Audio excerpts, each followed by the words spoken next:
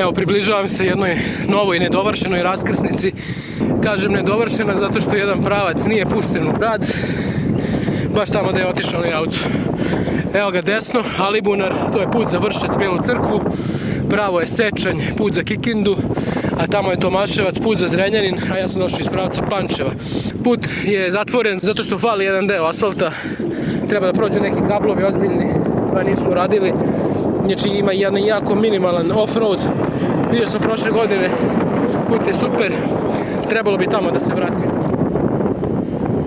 Desno je Kovačica, Pančevo, ja idem levo samo Alibunar. Gde si pas, stari, dobri, gde si beli pasko? Indijanski potezi, bravo.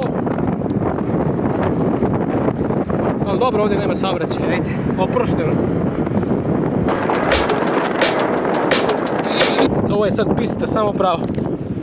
Bez saobraćaja, bez obeleženog puta.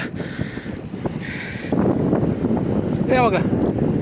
Evo zbog čega ovaj put nije pušten u promet. Zbog ovog malog parčeta nedovršenog.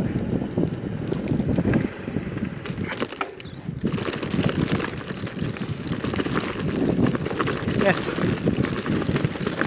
Ko je spreman da pretjera kola preko ovoga, može ovdje da prođe. Stvarno nije strašno, vidio sam ovdje kamione i kombije i kola.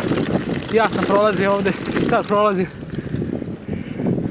Nije ovo ništa. Realno su trebali već to da završe.